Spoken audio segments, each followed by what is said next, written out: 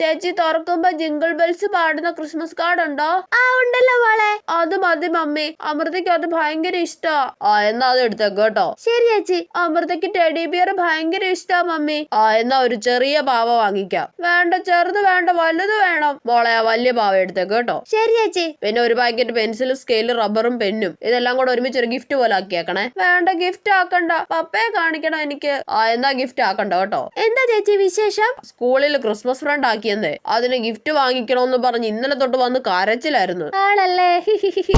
എന്റെ കൊച്ചെ, നീ ആ പാവ ഇങ്ങി തന്നേ. ആ കൊച്ചിന് ഗിഫ്റ്റ് കൊടുക്കേണ്ടതല്ലേ? ഇല്ല, ഞാൻ കൊടുക്കൂല. എനിക്ക് അപ്പഴേ തോന്നി നീ നിനക്ക് വേണ്ടിയിട്ട് അത് വാങ്ങുന്നേന്ന്. കടയിൽ നിന്ന് തന്നെ ഗിഫ്റ്റ് ബോക്സിലാക്കിയാ മതിയായിരുന്നു. അമൃതയ്ക്ക് പെൻസിലും റബ്ബറും കട്ടറും ഒക്കെ കൊടുത്താ മതി. എന്നാ ക്രിസ്മസ് കാർഡ് എന്തിയേ? അതും നീതുമോക്ക് വേണം. ചേടാ, ഇവളുടെ ഒരു കാര്യം. എന്നിട്ട് ആ കൊച്ചിന് കൊടുക്കാൻ വാങ്ങിച്ച ചോക്ലേറ്റ് ഒക്കെ എന്തിയേ? അതും നീതുമോള് തിന്നു. എന്റെ പന്ന കൊച്ചെ, നിന്നെ കൊണ്ട് തോറ്റല്ലോ.